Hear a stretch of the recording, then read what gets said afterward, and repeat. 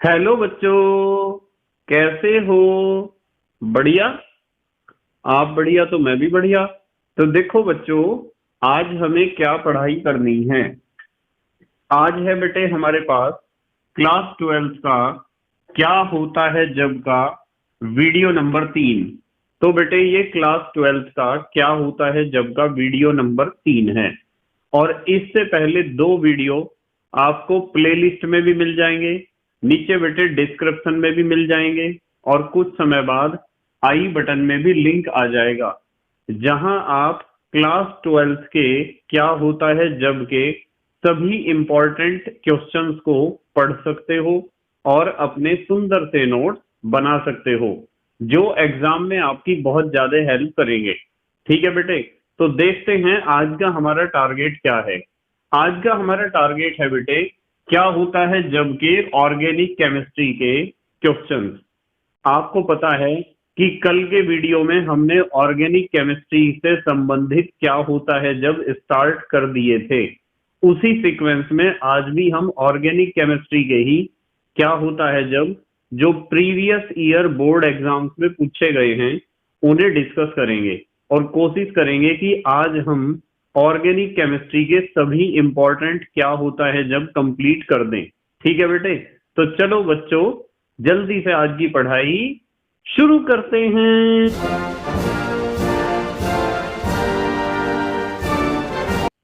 तो बेटे कल हमने करे थे ऑर्गेनिक केमिस्ट्री के 30 ऐसे क्वेश्चन जिनमें पूछा जाता है क्या होता है जब। और आज हमारा नंबर है 31, 31वें नंबर का हम क्वेश्चन देखते हैं। नंबर 31, 30 हमने कल सॉल्व कर लिए थे। एक क्वेश्चन है बेटे, क्या होता है जब टोलुइन को CrO2Cl2 से ऑक्सीकृत किया जाता है। टोलुइन को टोलुइन को CrO2Cl2 से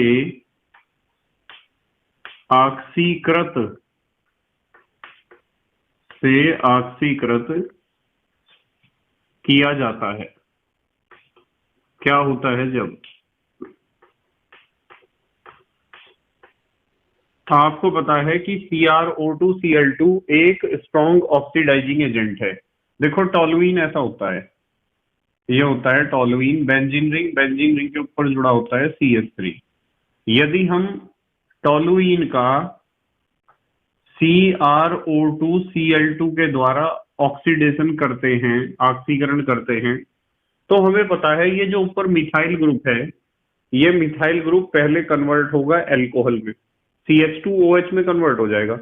और एल्कोहल का यदि हम ऑक्सीडेशन करते हैं तो क्या बनता है, एल्डिहाइड बनता है। तो हमें फाइनली प्राप्त होगा बेंजीन रिंग, और बेंजीन रिंग के ऊपर हमें क्या मिलेगा बेटे, CHO। तो इसका मतलब ये तो टोलुइन था, और ये हमें मिला है बेंजल्डिहाइड। क्या मिला है बेटे, बेंजल्डिहाइड। तो टोलुइन से बेंजल्डिहाइड बनाने का बहुत अच्छा तरीका है। आपको पेपर में, आपको एग्जाम में इक्वेशन को ऐसे ही लिख कर आना है। ऐसे नहीं लिखना है कि आप CH3 को पहले ऑक्सीडाइज करके CH2OH में कन्वर्ट करोगे और CH2OH से फिर CHO में कन्वर्ट करोगे। आपको इस रिएक्शन को सिंगल स्टेप में ही दिखाना है। ठीक है बेटे, चलो देखते हैं 32वां क्या है क्वेश्चन। 32वां, प्रोपेनोन को सोडियम हाइपोक्लोराइट के साथ गर्म करते हैं।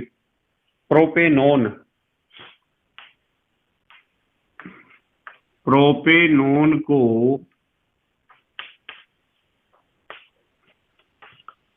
सोडियम हाइपोक्लोराइट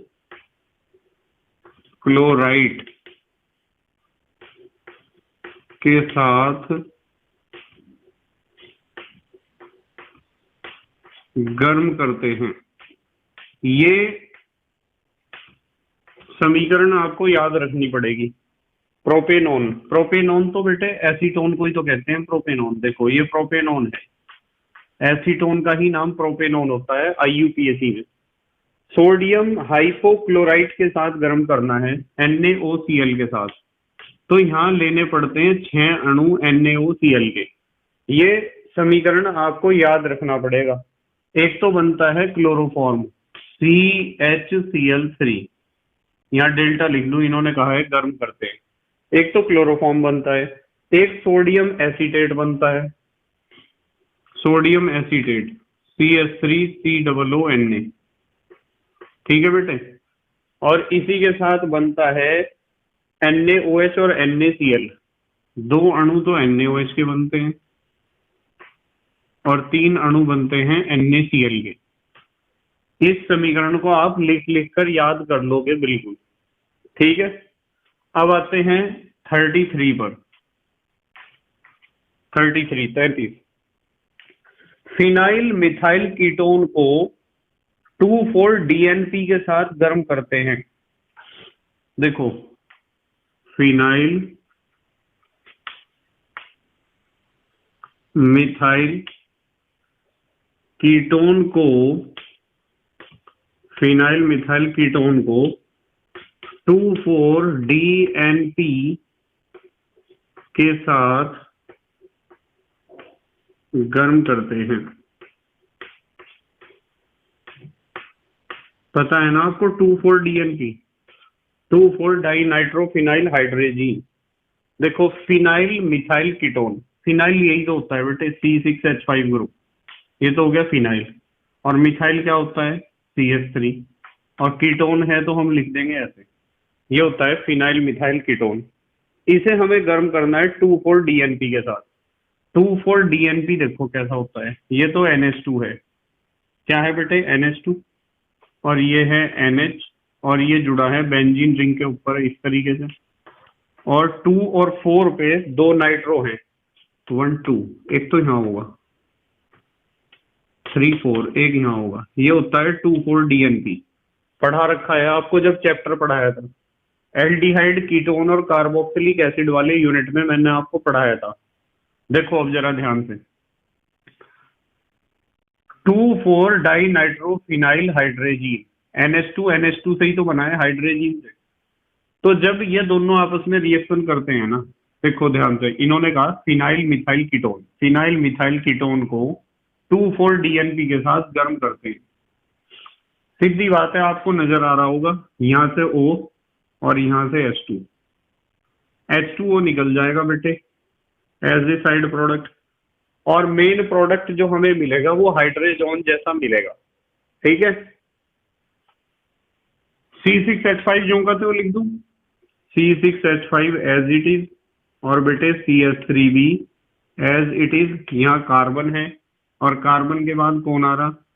N को मौका मिल गया कार्बन से बॉन्ड बनाने का, डबल बॉन्ड, यहाँ सिंगल बॉन्ड NH।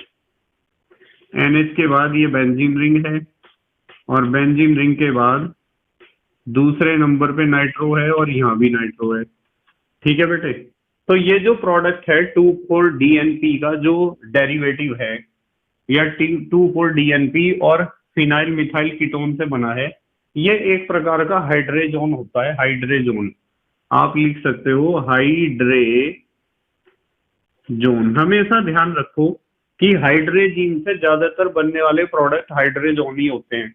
देखो, 2,4-डाई मिथाइल डाई नाइट्रोफिनाइल हाइड्रेजीन, तो ये हाइड्रेजीन की वजह से मैंने यहाँ हाइड्रेजोन लिखा है। ठीक है बेटे।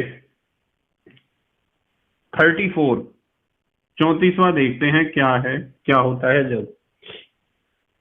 है जब प्रोपेनोन की क्रिया HNO3 से होती है। क्या होता है जब प्रोपेनोन की क्रिया किससे होती है? HNO3 से।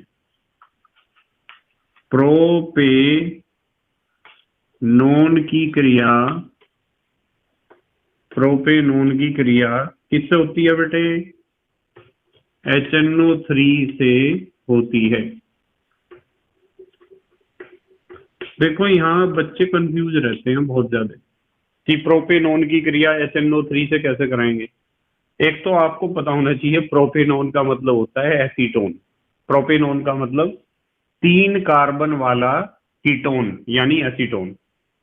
तो यदि आपके पास प्रोपेनोन है ना, CH3 COCH3,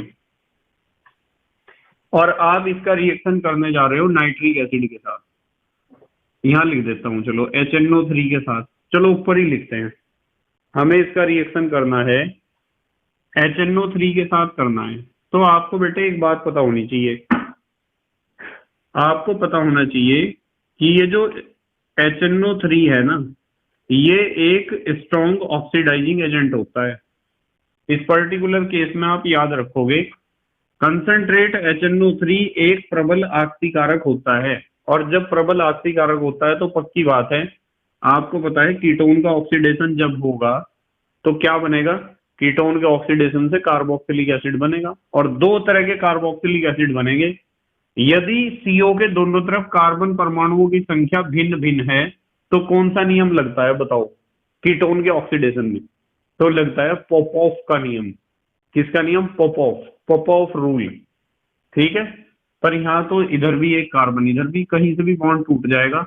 एक तो दो कार्बन वाला बनेगा हमारा कार्बोक्सिलिक एसिड, और एक बनेगा एक कार्बन वाला कार्बोक्सिलिक एसिड। ठीक है, दो कार्बन वाला कार्बोक्सिलिक एसिड ऐसा ही तो होता है, CH3COOH एसिटिक एसिड, प्लस एक कार्बन वाला carboxylic acid HCOOH formic acid. तो एसिटिक एसिड और फॉर्मिक एसिड का मिक्सचर हमें मिलता है। यदि हम प्रोपेनॉन की HNO3 से क्रिया कराते हैं तो प्रोपेनॉन का या एसिडोन का हो जाता है ऑक्सीडेशन। ये चीज ध्यान रखनी है, इसी तरीके से एग्जाम में लिखना है इस क्वेश्चन को। ठीक है बेटे, क्योंकि HNO3 एक स्ट्रॉन्ग ऑक्सीडाइजिंग एजेंट है। अब आपको एक चीज ये ध्यान रखनी है कि ऑर्गेनिक केमिस्ट्री में रिएक्शन को बैलेंस करने की इतनी आवश्यकता नहीं होती है, और ना ही साइड प्रोडक्ट को लिखने की आवश्यकता होती है। हमारा मेन काम होता है कि हमारा रिएक्टेंट, जो मेन रिएक्टेंट हैं वे लिखे होने चाहिए, और जो मेन प्रोडक्ट है वो लिखा होना चाहिए। ठीक है बेटे, साइड प्रोडक्ट जो होते हैं उन्हें लिखने की इतनी आवश्यकता नहीं होती है, और कभी कभी रिएक्शन को आप बैलेंस कर देते हो, अच्छी बात है, पर हर बार रिएक्शन को बैलेंस करने की आवश्यकता नहीं होती है ऑर्गेनिक केमिस्ट्री के रिएक्शंस में। देखते हैं 35वां है बेटे, इथेनोइक एसिड को P2O5 के साथ गर्म करते हैं। इथेनोइक एसिड को किसके साथ? फास्फोरस पेंटाऑक्साइड P2O5 के साथ गर्म करते हैं। यदि आप इथेनोइक एसिड को P2O5 के साथ गर्म करोगे तो सबसे पहला कंफ्यूजन तो कुछ बच्चों को हो रहा होगा, सर इथेनोइक एसिड क्या होता है? एथ माने दो कार्बन, ओइक माने कार्बोक्सिलिक एसिड, दो कार्बन वाला कार्बोक्सिलिक एसिड। बेटे दो कार्बन वाला कार्बोक्सिलिक एसिड यही तो होगा, CH3COOH, यही तो है दो कार्बन वाला कार्बोक्सिलिक एसिड, जिसे आप कहते हो एसिटिक एसिड। तो एसिटिक एसिड के दो अणु रिएक्शन में पार्टिसिपेट करते हैं यदि आप इन्हें गर्म करोगे फास्फोरस पेंटाऑक्साइड के साथ। ऐसा पता क्यों होता है? चलो डेल्टा ऊपर ही लिखता हूं। ऐसा इसलिए होता है क्योंकि P2O5 एक डिहाइड्रेटिंग एजेंट है, निर्जली कारक है, कंसंट्रेट H2SO4 की तरह, सिलिका जेल की तरह। ठीक है, निर्जल एल्यूमिनियम क्लोराइड की तरह। तो ये भी P2O5 एक डिहाइड्रेटिंग एजेंट है, अर्थात इसमें से निकाल देगा H2O। ये निकाल दिया हमने। ठीक है, H2O निकल गया, ये लिख दिया माइनस H2O। देखो CH3CO, CH3CO, CH3CO, CH3CO, एक O तो और भी बचा है, वो ऐसे जुड़ेगा बेटे। क्या है बताओ? ये एनहाइड्राइड ही तो होता है ऐसा। इसे आप कह सकते हो एसिटिक एनहाइड्राइड, ये एसिटिक एनहाइड्राइड होता है। या यदि आपको ज्यादा इतराना हो, IUPAC में लिखना हो, तो IUPAC में आप ज्यादा इतरा के लिख सकते हो इथेनोइक एनहाइड्राइड। क्या लिख सकते हो बेटे? Ethanoic anhydride. ठीक है, अच्छा स्क्रीनशॉट लो जल्दी से, फिर करते हैं अगले क्वेश्चन। ले लिया बेटे स्क्रीनशॉट? ठीक है, अब देखते हैं बेटे नंबर 36। बेंजल डिहाइड को NaOH की उपस्थिति में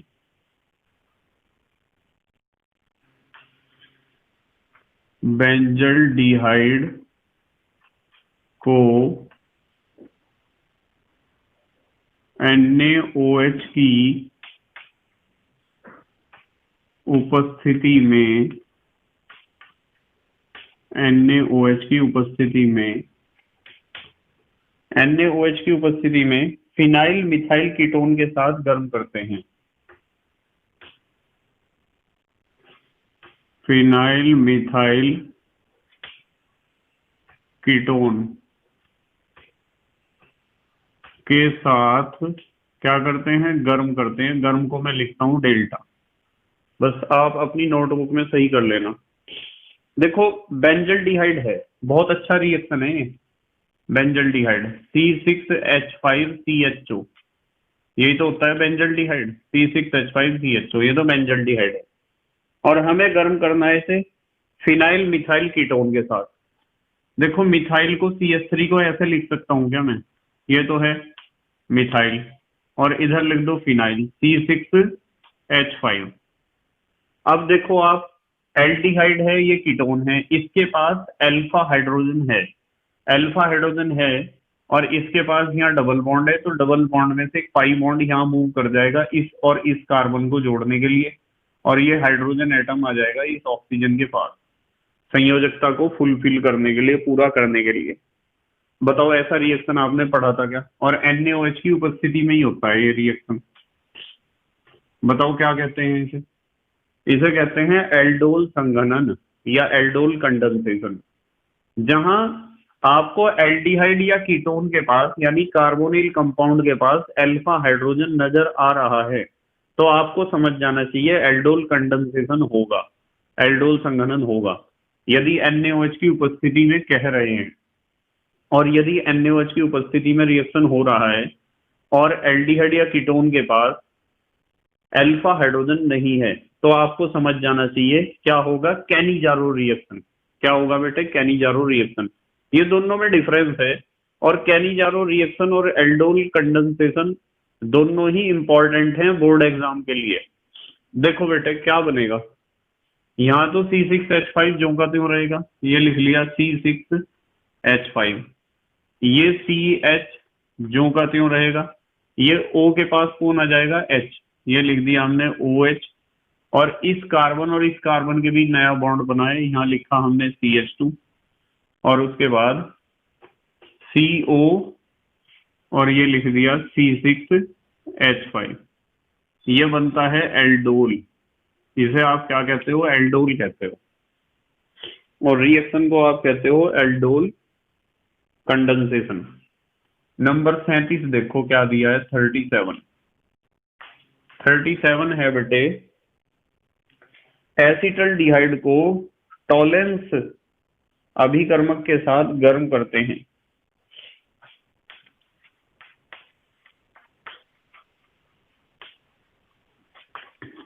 एसिटल डिहाइड को टॉलेंस, TOLLENS, एपोस्ट्रोफी एस है, एपोस्ट्रोफी एस, टॉलेंस अभिकर्मक, या रिएजेंट लिख दो, के साथ गर्म करते हैं। आपको पता है टॉलेंस रिएजेंट और फेलिंग विलियन या फेलिंग सॉल्यूशन, ये दोनों वीक ऑक्सीडाइजिंग एजेंट होते हैं। क्या होते हैं? Weak oxidising agent. तो एसिटल डिहाइड है, एसिटल डिहाइड को हम लिखते हैं CH3CHO, ये तो हो गया एसिटल डिहाइड।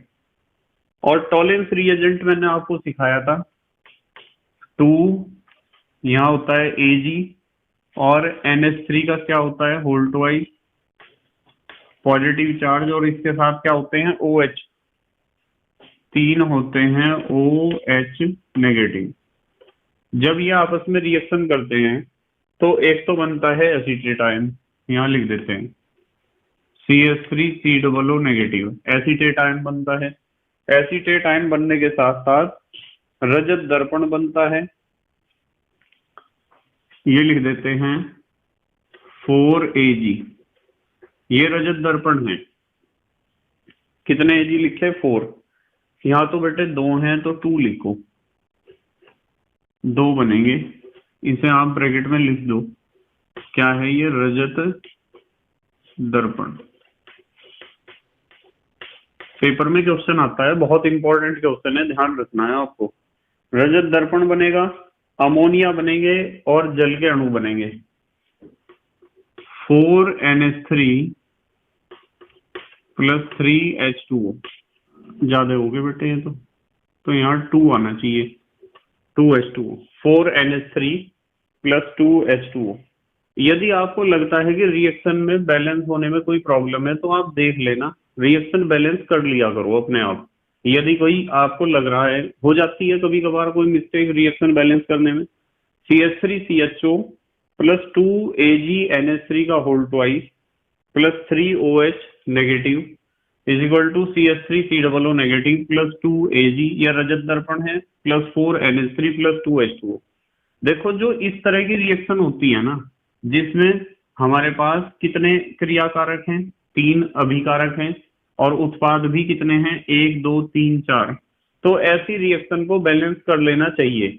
पर नॉर्मली ऑर्गेनिक केमिस्ट्री के जो रिएक्शंस होते हैं उन्हें बैलेंस करने की आवश्यकता नहीं होती है, जिसमें 2 अभिकारक हो और 2 ही उत्पाद हों, या 2 से थोड़े ज्यादा भी उत्पाद, कोई प्रॉब्लम नहीं है। पर जैसे ये रिएक्शन है टॉलेंस रिएजेंट वाली, इसे आप बैलेंस कर लेना, ठीक है बेटे? वैसे बैलेंस कर दी मैंने, अब ये बैलेंस है। उसके बाद आते हैं नंबर 38 पर। नंबर 38 देखो, नंबर 38 देखते हैं क्या है। 38 है, एसीटोन की अभिक्रिया KOH की उपस्थिति में CHCl3 से कराते हैं। एसीटोन की अभिक्रिया KOH की उपस्थिति में क्लोरोफॉर्म से CHCl3 से कराते हैं। इंपॉर्टेंट रिएक्शन है बेटे, इंपॉर्टेंट रिएक्शन। इस रिएक्शन में क्या होगा? देखो, एसीटोन है हमारे पास, एसीटोन को तो आपको पता है CH3 COCH3, ये होता है एसीटोन। इसका रिएक्शन हमें करना है क्लोरोफॉर्म के साथ, CHCl3 के साथ करना है, KOH की उपस्थिति में करना है। देखो ये बॉन्ड टूटता है ना, ये H तो जुड़ेगा ऑक्सीजन की तरफ, और CCl3 जुड़ेगा यहाँ। प्रोडक्ट बनेगा CH3CH3C। ऊपर क्या जोड़ दूं? OH जोड़ दूं बेटे, OH, और यहाँ CCl3। ये था क्लोरोफॉर्म एसीटोन, ठीक है? तो बन जाएगा क्लोरीटोन। ये जो प्रोडक्ट है क्लोरीटोन कहते हैं इसे, क्लोरेटोन या क्लोरीटोन कह दो, आपकी मर्जी है।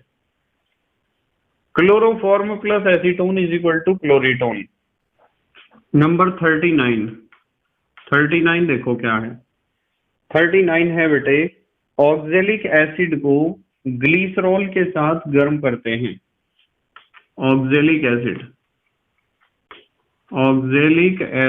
को ग्लिसरॉल कह दो या ग्लाइसिरॉल कह दो, के साथ क्या करते हैं? गर्म करते हैं। क्या होता है जब ऑक्जेलिक एसिड को ग्लाइसिरॉल के साथ गर्म करते हैं? ऑक्जेलिक एसिड ऐसा ही तो होता है बेटे, देखो COOH सिंगल बॉन्ड COOH, ये तो होता है ऑक्जेलिक एसिड। और ग्लाइसिरॉल होता है ऐसा, HOCH2 single bond CH single bond CH2। यहाँ भी लिखा हुआ है OH और यहाँ भी है OH, यही तो होता है ग्लाइसिरॉल। जब ये रिएक्शन करता है तो क्या होता है कि यहाँ से तो निकलता है H और यहाँ से निकलते हैं दोनों OH, ऐसे होती है रिएक्शन। मेन प्रोडक्ट ये बना CH2 double bond CH single bond CH2OH। यहाँ डबल बॉन्ड बनेगा ना, क्योंकि इस कार्बन से भी एक OH गया है, इस कार्बन से भी एक OH गया है, तो मेन प्रोडक्ट तो बनता है CH2 double bond CH single bond CH2OH। ये तो CH2OH जो का तो है। इसे आप कह सकते हो एलाइल अल्कोहल। ये एलाइल अल्कोहल बना है बेटे, एलाइल अल्कोहल।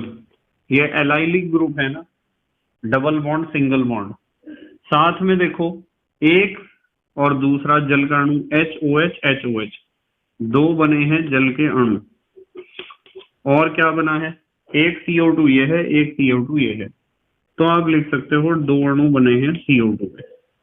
तो इस तरह होती है रिएक्शन ऑक्जेलिक एसिड की ग्लाइसिरॉल के साथ। नंबर 40 देखते हैं, नंबर 40 पे क्या है। फॉर्मल्डिहाइड को फेहलिंग सॉल्यूशन के साथ गर्म करते हैं। फॉर्मल्डिहाइड को फेहलिंग विलयन के साथ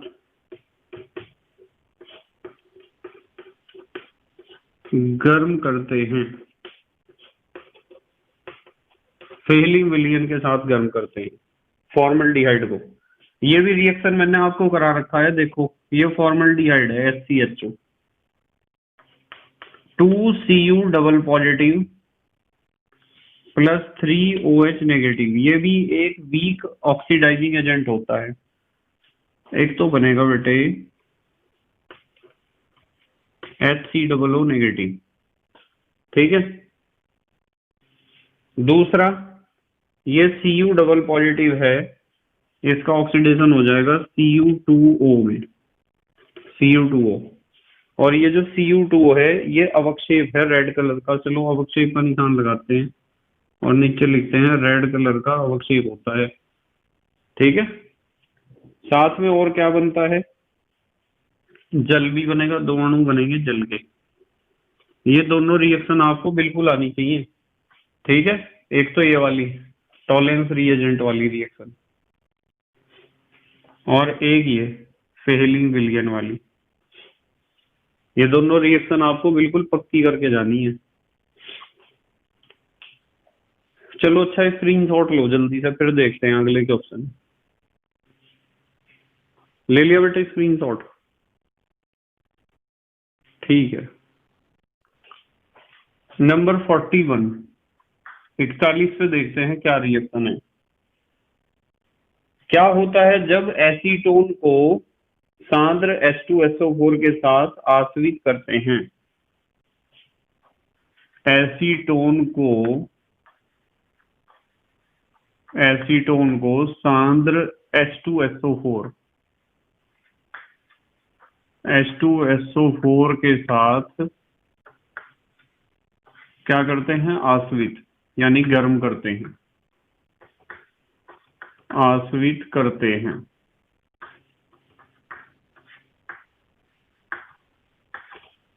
देखो क्या होता है, एसीटोन है हमारे पास, एसीटोन। देखो एसीटोन इस तरह लिखेंगे, हम थोड़ा ध्यान से समझेंगे। CH3 यहाँ लिखा CO और यहाँ लिखा CH3। एक तो एसीटोन ये है। दूसरा अणु इसके नीचे लिखूंगा मैं CH3, यहाँ लिखूंगा CO और यहाँ लिखूंगा बेटे CH3। एक और लेना एसीटोन इसके ठीक सामने इधर, CH3 CO और यहाँ लिखेंगे हम CH3। देखो एसीटोन के कितने अणु लिए हैं, एसीटोन के लिए हैं हमने 3 अणु और हमें इन्हें गर्म करना है कंसंट्रेट H2SO4 के साथ।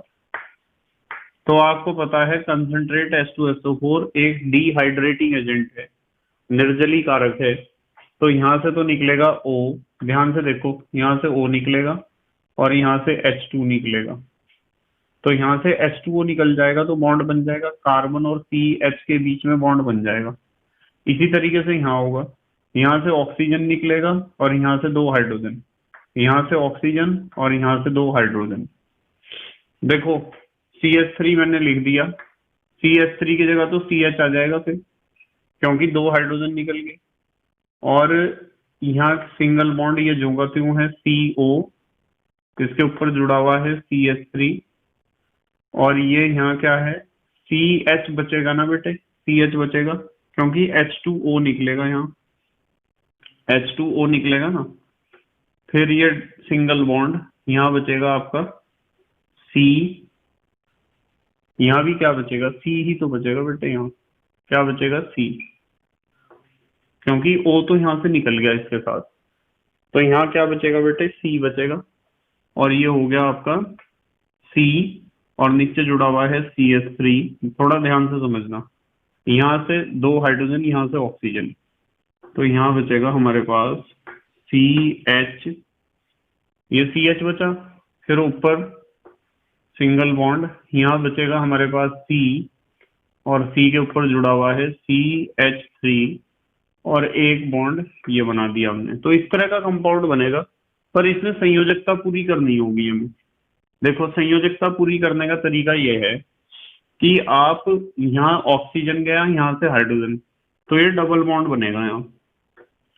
इसलिए बनेगा डबल बॉन्ड क्योंकि ऑक्सीजन की संयोजकता तो दो होती है ना, दो बॉन्ड बनाता है, और यहाँ से दो हाइड्रोजन निकले हैं, दोनों की एक एक संयोजकता है, तो दो संयोजकता की कमी इस कार्बन को पड़ी है, दो की कमी इसे, इसलिए डबल बॉन्ड बनेगा। इसी तरीके से यहाँ दो हाइड्रोजन और एक ऑक्सीजन के निकलने से डबल बॉन्ड बनेगा, और ऐसे ही यहाँ दो हाइड्रोजन दो हाइड्रोजन और एक ऑक्सीजन के निकलने से डबल बॉन्ड बनेगा। इस तरह का कंपाउंड बनेगा हमारे पास जब एसीटोन को कंसंट्रेट H2SO4 के साथ हम गर्म करेंगे या आसगित करेंगे। ठीक है, देखो ये ट्राई मिथाइल बेंजीन है, इसे आप लिख सकते हो ट्राई मिथाइल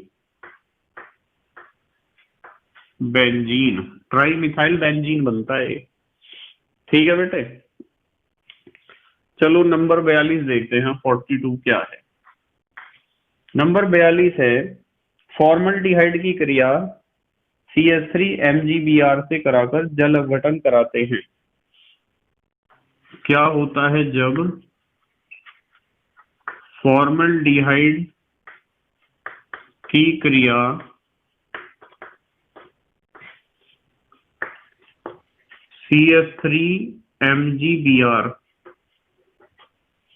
CH3MgBr से कराकर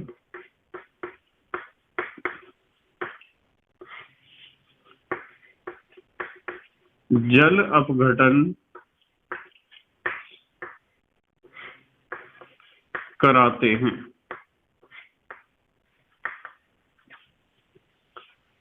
फॉर्मल्डिहाइड की क्रिया CH3MgBr से कराकर क्या कराते हैं, जल अपघटन। देखो फॉर्मल्डिहाइड HCHO, यही तो होता है फॉर्मल्डिहाइड। इसकी क्रिया हमें करानी है CH3MgBr, चलो एरो के ऊपर लिखता हूं मैं CH3MgBr। आपको पता है ये बॉन्ड टूट जाएगा, ठीक है, यहां तो जुड़ेगा CH3, यहां जुड़ेगा MgBr, तो ये हो जाएगा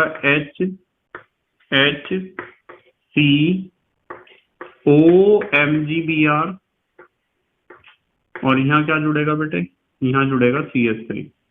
अब इन्होंने कहा है जल अपघटन भी कराते हैं, तो जब आप जल अपघटन कराते हो HOH से, तो आपको पता है ये बॉन्ड टूट जाता है, इधर H और इधर OH, ये साइड प्रोडक्ट निकलता है MgOHBr।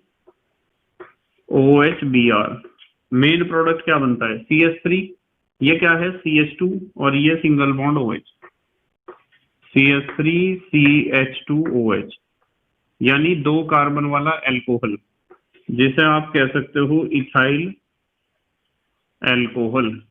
क्या बनता है बेटे, इथाइल एल्कोहल। तो ये बना है इथाइल एल्कोहल। 43 देखो जरा क्या है, 43 बेंजल्डिहाइड की क्रिया H2SO4 से कराते हैं। बहुत आसान है, क्या होता है जब बेंजल्डिहाइड की क्रिया क्या होता है जब बेंजल डिहाइड की क्रिया H2SO4 से कराते हैं। क्या होता है जब बेंजल डिहाइड की क्रिया H2SO4 से कराते हैं।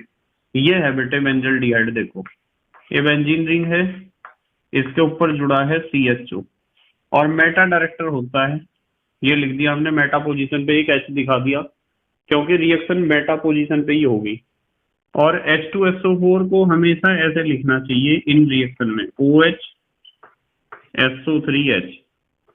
जब रिएक्शन होगी तो यहाँ से H और यहाँ से OH निकल जाएगा, ये लिख दिया हमने H2O as a side product. ये बेंजीन रिंग है, बेंजीन रिंग के टॉप पे CHO है और मेटा पोजीशन पे आ जाता है SO3H। ठीक है, इसका नाम होता है meta benzaldehyde sulphonic acid. यहां लिख देता हूं मेटा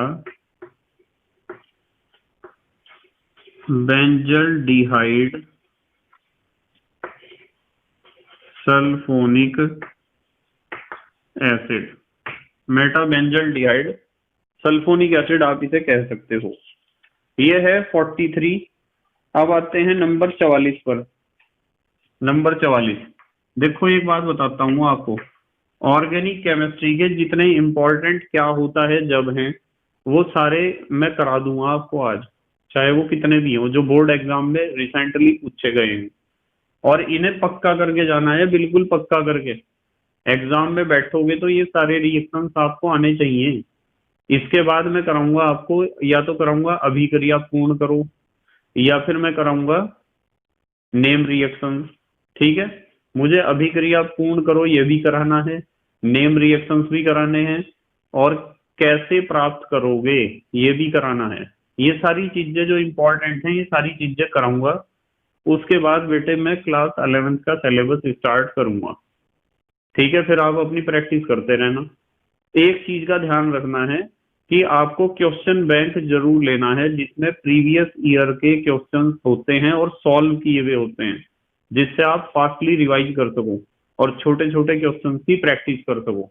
इस चीज का ध्यान रखना है आपको। 44 पे आते हैं, चलो।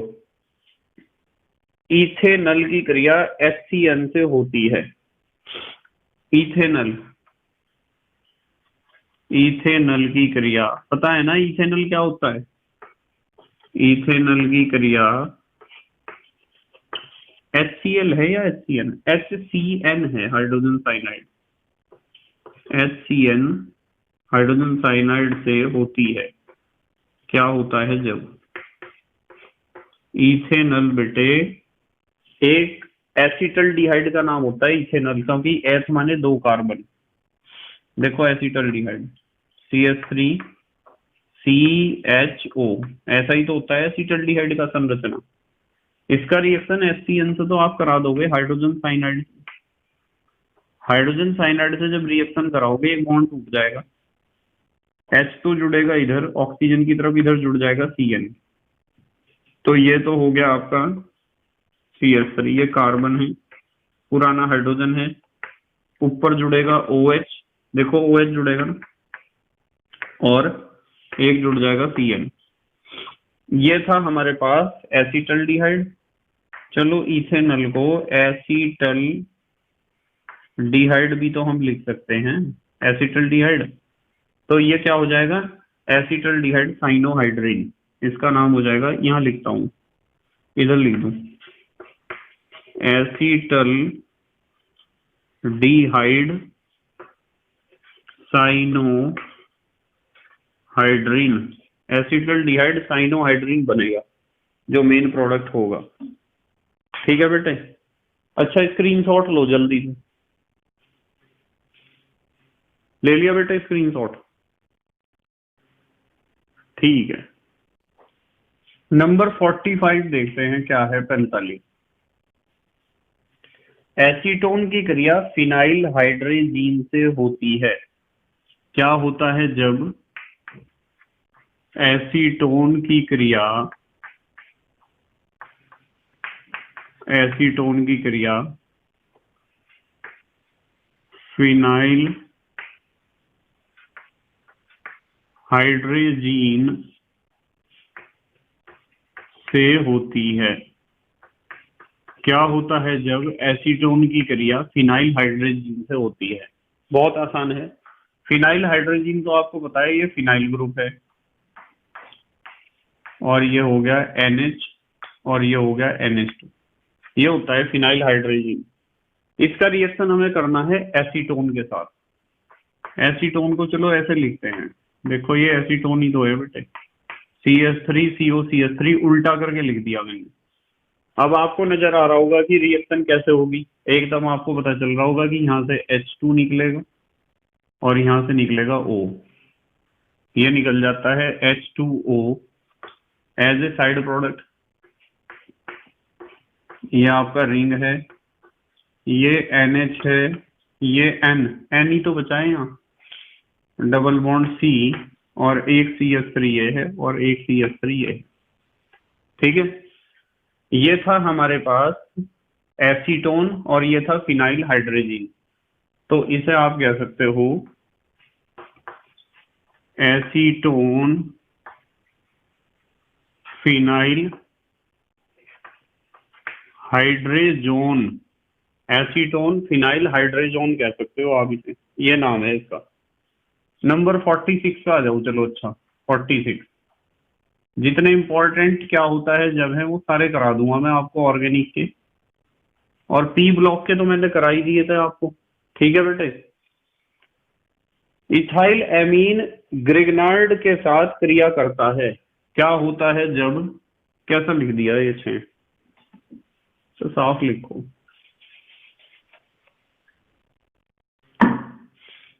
फोर्टी 46। ठीक है, इथाइल एमीन क्या होता है जब इथाइल एमीन ग्रिग्नार्ड के साथ क्रिया करता है? क्या होता है जब इथाइल एमीन कोमा ग्रिग्नार्ड अभिकर्मक के साथ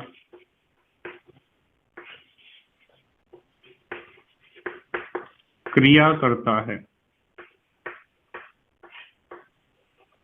ग्रिग्नार्ड के साथ रिएक्शन कैसे करता है? बहुत आसान है। देखो इथाइल एमीन, C2H5 तो हो गया इथाइल, और एमीन हो गया NH2, ये हो गया एमीन, और ग्रिग्नार्ड के साथ इसका रिएक्शन करा दो आप।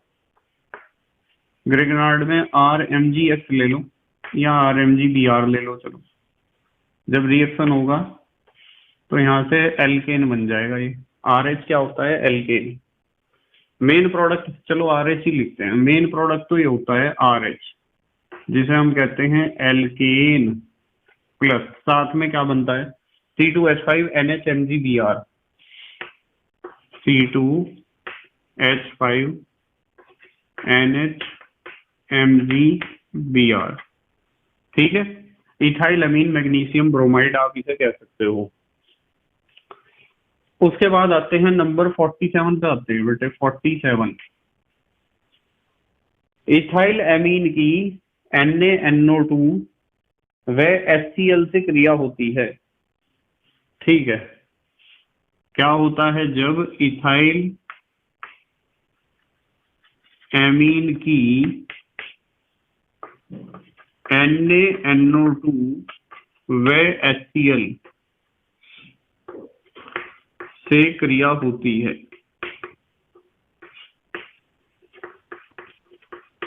NaNO2 व HCl से क्रिया होती है। किसकी क्रिया? इथाइल एमीन की। देखो एक बात बताता हूं आपको, ये जो NaNO2 है ना, ये जब HCl के साथ रिएक्शन करने के लिए आता है तो ये होता है इनके साथ। देखो पहले भी समझाया है, एक तो मेन चीज बनती है HNO2 और साथ में बनता है NaCl। ये HNO2 ही रिएक्शन में पार्टिसिपेट करता है। अब इथाइल एमीन है, इथाइल एमीन कहाँ लिखूं मैं? चलो नीचे लिख दूं। इथाइल एमीन है, इथाइल एमीन को हम कैसे लिखते हैं? C2H5NH2 ऐसे ही तो लिखते हैं। इसके ऊपर HNO2 का रिएक्शन होगा बेटे। किसका रिएक्शन होगा? HNO2 का। और HNO2 का रिएक्शन एमीन के ऊपर मैंने आपको सिखा रखा है ना, इसके दोनों बॉन्ड टूट जाते हैं। यहाँ OH, यहाँ N और यहाँ O। देखो क्या बना, C2H5OH। एक तो बना है C2H5OH जिसे हम कहते हैं इथाइल अल्कोहल या इथेनॉल। एक बना है, कौन सा गैस बना है, देखो NN। क्या बना है बेटे, N2 गैस, नाइट्रोजन गैस बना है। और ये क्या बना है, H2O यानी जल। ऐसे होता है रिएक्शन। आप जो है NaNO2 और HCl का रिएक्शन करके पहले HNO2 यानी नाइट्रस एसिड जरूर बना लेना, और फिर उस नाइट्रस एसिड का रिएक्शन करना है इथाइलअमीन के ऊपर। आते हैं 48 पर, 48वां नंबर देखते हैं क्या है। एसिटामाइड की नाइट्रस एसिड से क्रिया कराते हैं। क्या होता है जब एसिटामाइड की nitrous acid NiTROUS nitrous acid से क्रिया कराते हैं।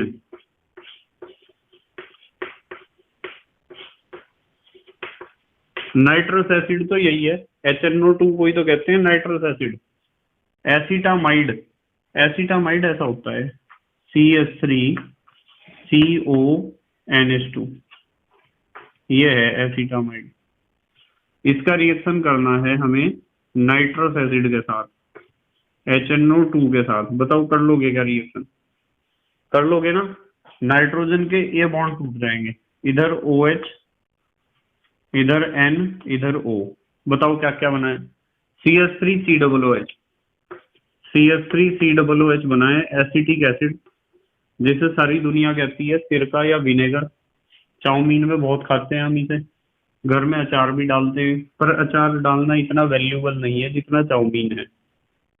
ठीक है, कुछ बच्चों के लिए चाउमीन तो जिंदगी है, ऑक्सीजन। कुछ के लिए मोमोज जिंदगी है कुछ बच्चे ऐसे हैं जो मोमोज खाते हैं, बहुत ज्यादा मोमोज। डेली उन्हें मोमोज चाहिए, चाहे उन्हें चपाती या रोटी मिले या ना मिले, पर उन्हें मोमोज जरूर चाहिए रोज। तो सबका लाइफ स्टाइल अपना अलग अलग होता है। एक मेरा दोस्त है, रोज मोमोज खाता है, रोज, डेली का काम है उसका। कभी फ्राइड मोमोज, कभी स्टीम्ड मोमोज, कभी लाल चटनी के साथ, कभी हरी चटनी के साथ, और मिर्च लगती रहेंगी और खाता रहेगा। डेली उसे मोमोज खाने हैं। उसका नाम ही हमने मोमोज रख दिया, और वो हो भी गया मोमोज जैसा। उसका शरीर इतना ज्यादा फैल गया, ऐसा लगता है जैसे बहुत बड़े वाला मोमोज हो। देखो चलो, यहाँ देखो, CH3COOH एसिटिक एसिड यानी सिरका विनेगर। ये क्या बना बताओ, ये बना है बेटे N2, और साथ में ये बना है H2O। ठीक है बेटे, तो ऐसे होता है ये रिएक्शन एसिटामाइड के ऊपर नाइट्रस एसिड का।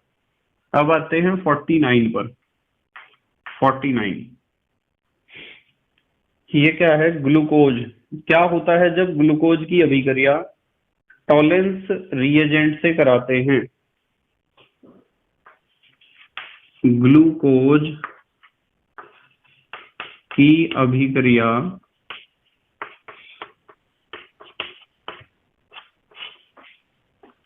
टॉलेंस रिएजेंट से कराते हैं। टॉलेंस रिएजेंट से यदि हम कराते हैं तो क्या होता है, देखो ग्लूकोज ये है, ये तो सिखा रखा था आपको रिएक्शन। CHOH कितने होते हैं, ये 4, और नीचे होता है CH2OH। ऐसा होता है ना ग्लूकोज। अब आपको ध्यान रखना है कि टॉलेंस रिएजेंट में से Ag2O इसके साथ रिएक्शन करेगा, और आपको पता है टॉलेंस रिएजेंट एक वीक ऑक्सीडाइजिंग एजेंट है, एक दुर्बल ऑक्सीकारक है। तो दुर्बल ऑक्सीकारक है, तो चाहे कोई प्राइमरी अल्कोहल हो, ये प्राइमरी अल्कोहल है ना, ये सेकेंडरी अल्कोहल है। प्राइमरी अल्कोहल या सेकेंडरी अल्कोहल का तो ऑक्सीडेशन वो कर नहीं पाएगा, क्योंकि टॉलेंस रिएजेंट और फेलिंग मिलियन दोनों ही वीक ऑक्सीडाइजिंग एजेंट होते हैं, दुर्बल ऑक्सीकारक होते हैं।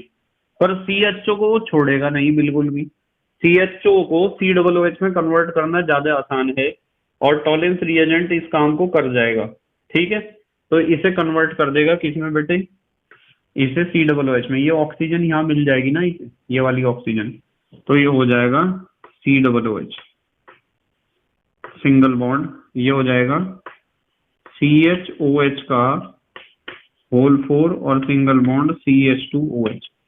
तो ये ग्लूकोज का जब टॉलेंस रिएजेंट से रिएक्शन कराया तो जो बना ग्लूकोनिक एसिड कहते हैं इसे, ग्लूकोनिक एसिड। और साथ में चलो पहले इसका नाम ही लिख देते हैं, ग्लूकोनिक एसिड।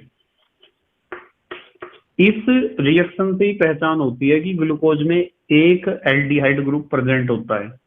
यह चीज मैंने सिखाई थी स्ट्रक्चर को, जब हमने एक्सप्लेन करा था तो इस रिएक्शन को मैंने आपको सिखाया था। ये दो AG बने, ये आपको जो है रजत दर्पण या फिर सिल्वर मिरर, या आप कह सकते हो कि ये एक लेयर मिल जाएगी, चांदी की लेयर, इसे आप रजत दर्पण कहो या फिर आप कह सकते हो सिल्वर मिरर। ठीक है, ये अवक्षेप का ही तो निशान है नीचे की तरफ। इससे टेस्ट से हमें पता चलता है कि ग्लूकोज में केवल एक CHO ग्रुप प्रेजेंट होता है।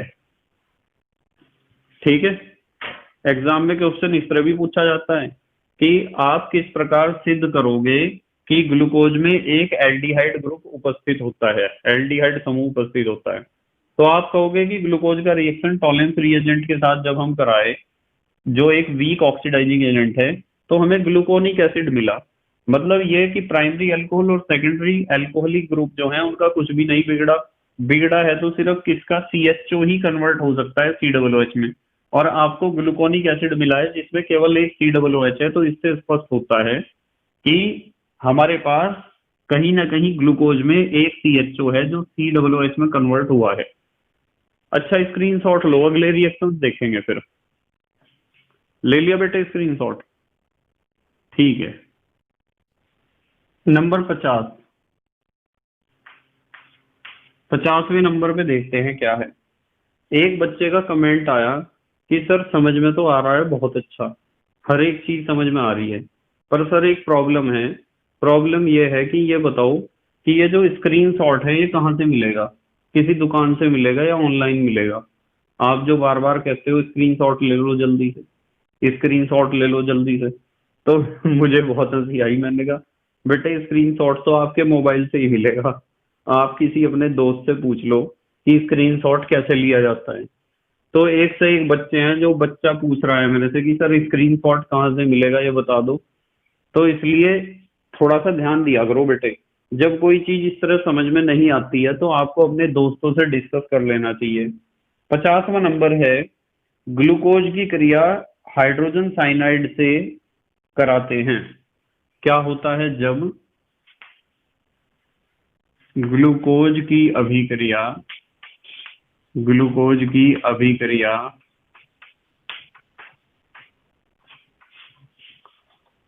हाइड्रोजन साइनाइड से कराते हैं।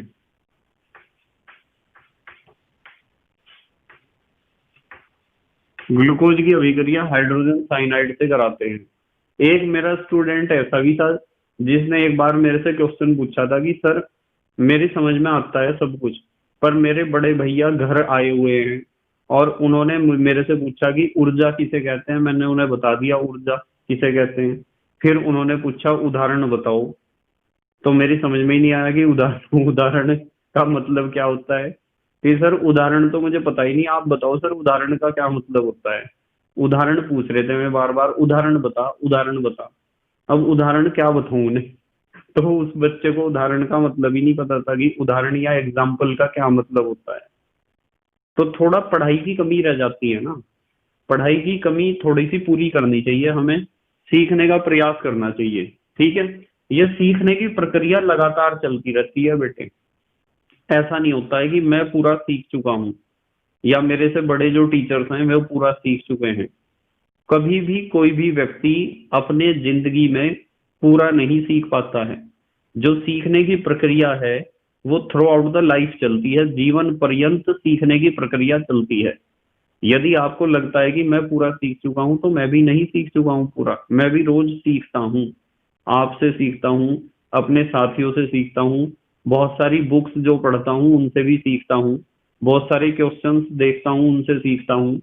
तो इसी तरीके से सीखने की प्रक्रिया तो निरंतर चलती ही रहती है, पर इतना जरूर है कि बड़ों के ऊपर जिम्मेदारी होती है छोटों को सिखाने की। और यदि लर्निंग प्रोसेस यानी सीखने की प्रक्रिया लगातार चलती रहेगी ठीक ठाक, तो ये संसार, ये दुनिया ठीक ठाक चलती रहेगी और मजा आता रहेगा बहुत।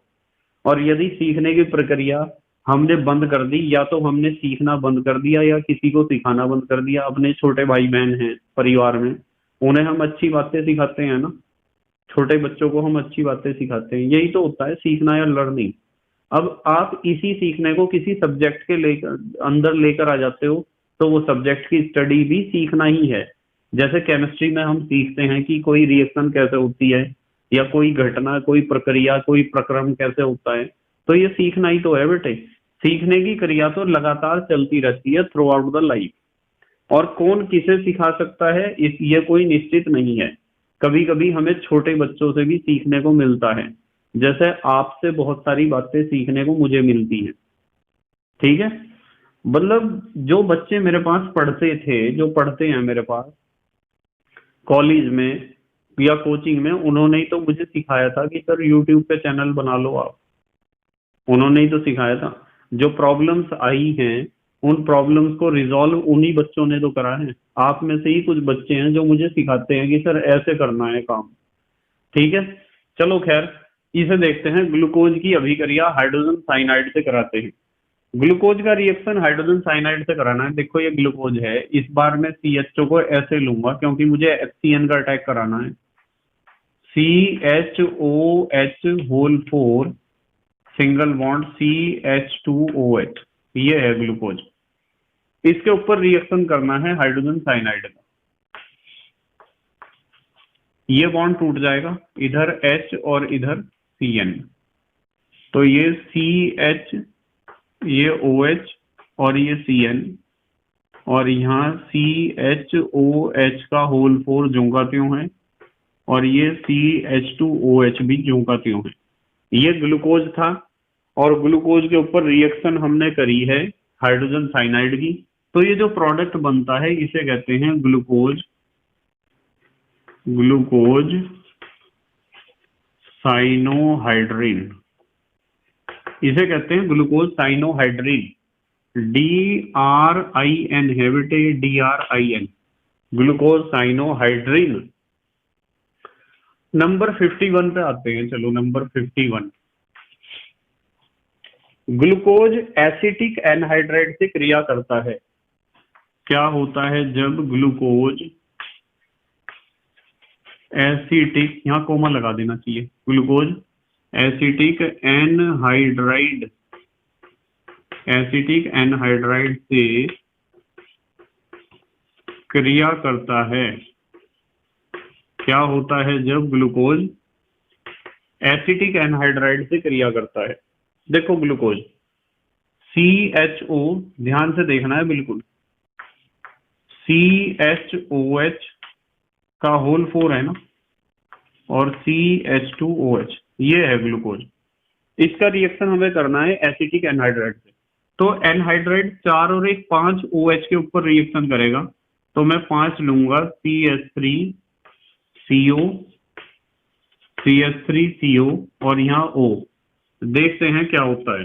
देखो ध्यान से देखो बिल्कुल एकदम, आपको समझना यह है कि इसमें से या तो ये वाला बॉन्ड या तो ये वाला बॉन्ड टूटता है, तो इतना हिस्सा तो इसके ऊपर अलग अटैक करेगा, पांचों का इतना हिस्सा और पांचों का इतना हिस्सा।